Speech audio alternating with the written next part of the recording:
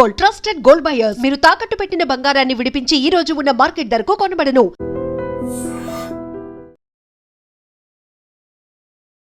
Hello views, welcome to I Dream media.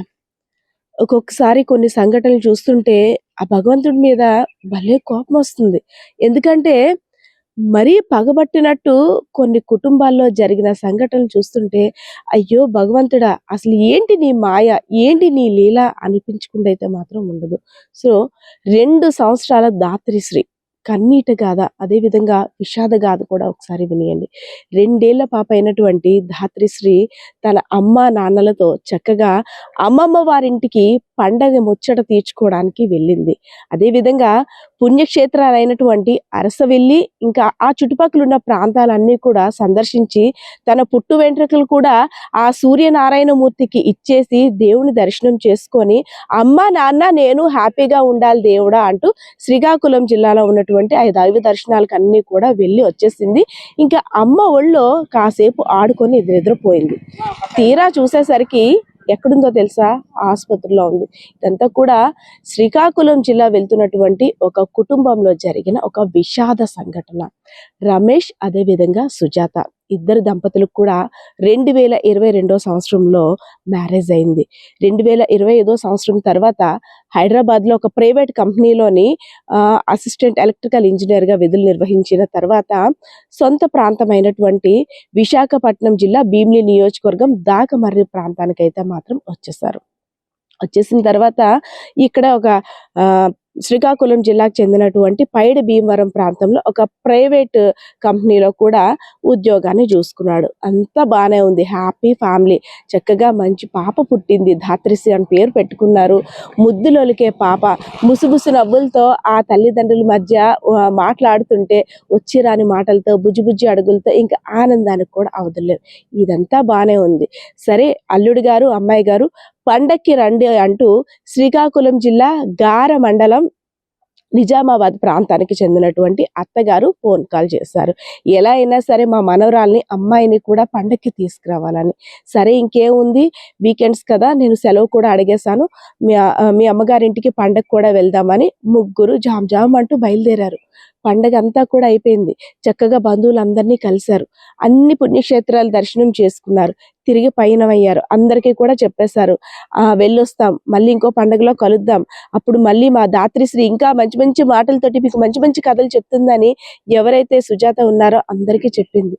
కానీ అక్కడి నుండి విజయనగరం వచ్చే మార్గం మధ్యలో ఒక యాక్సిడెంట్ జీవితాన్ని మలుపు తిప్పేసింది. ధాత్రిశ్రీని అమ్మా నాన్నలు లేని అనాథగా మార్చేసింది. లావేరు మండలం బొడుమూరు ప్రాంతంలో ఒక యాక్సిడెంట్. వీరు వెళ్తున్న బైక్ ని కారు ఒక మృత్యు శకటంలా వారిని కబలించేసింది, ఆ తల్లిదండ్రులు ఇద్దరిని కూడా. సో తండ్రి అక్కడికక్కడే స్పాట్లో మరణించగా తల్లి సుజాత కాస్త మృత్యుతో పోరాడి తన భర్త క్షేమంగా ఉన్నాడా లేడా, తన బిడ్డ ఎలా ఉందో తన బిడ్డకి దిక్కెవరు అనుకుంటూ తను కూడా ప్రాణాలు విడిచేసింది. సో తల్లిదండ్రులు ఇద్దరు కూడా ప్రాణాలు విడిచేశారు. మా అమ్మ దగ్గర ఉండాల్సిన నేను ఆసుపత్రి బెడ్ మీద ఏంటి ఈ మిషన్లు అన్నీ కూడా ఇలా ఉన్నాయి, నాకు ఆడుకోవడానికి రోజు చుట్టూ బొమ్మలు ఉండేవి, కానీ ఇప్పుడు ఏంటో డిఫరెంట్గా సౌండ్స్ చేస్తూ ఈ మిషన్లు అన్నీ కూడా కనిపిస్తున్నాయి. తెల్లని బట్టలు వేసుకొని ఎవరెవరో అందరూ నన్ను వచ్చి చూసి వెళ్తున్నారు. అసలు నేను ఎక్కడున్నాను, అమ్మ నాన్న దగ్గరికి ఎప్పుడు వెళ్తాను అంటూ అయోమయంగా చూస్తున్న ఆ చిన్నారి చూపులు ప్రతి ఒక్కరిని కూడా గుచ్చుకుంటుంటే నిజంగా కన్నీరే వస్తుంది. అంటే ఇంకా చిన్నారి బాధ ఎవరూ తీర్చలేను, తను కూడా మృత్యువుతో పోరాడుతుంది. దేవుడా నాకు కాస్త ఆయుష్ నివ్వు, లేదంటే మా అమ్మ మా నాన్నని కలిసేందుకు నాకు కాస్త ఒక సోర్స్ నివ్వు, ఒక మార్గాన్ని చూపించండి తన మూగ మనసు ద్వారా అయితే మాత్రం దేవుణ్ణి వేడుకుంటున్న పరిస్థితి చూస్తుంటే నిజంగా కళ్ళమ్మట నీరు వస్తున్నాయి.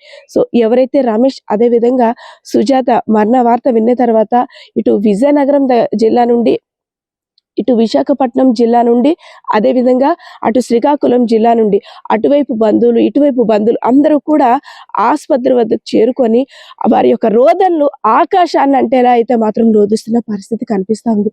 అదేవిధంగా ఈ చిన్న బిడ్డకి దిక్కెవరు, అందులోనే ఆడపిల్ల.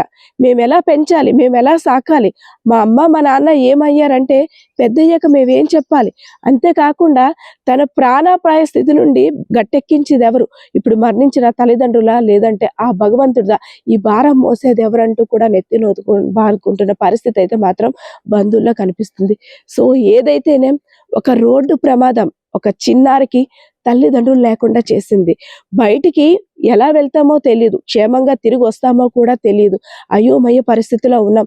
ఎందుకంటే వరుసగా జరుగుతున్న రోడ్డు ప్రమాదాలు ఇంత దారుణంగా ఉన్నాయి. సో ఇలాంటి చిన్నారి కష్టం, అదేవిధంగా ఇలాంటి ఎవరైతే రమేష్ సుజాత మృతి చెందారో ఇలాంటి కష్టం ఏ కుటుంబంలో కూడా రాకూడదు అనేసి అయితే మాత్రం దేవుణ్ణి ప్రార్థించుకున్నాం. కెమెరా పర్సన్ బాలకిషోర్తో పద్మ, ఐ డ్రీమ్ మీడియా.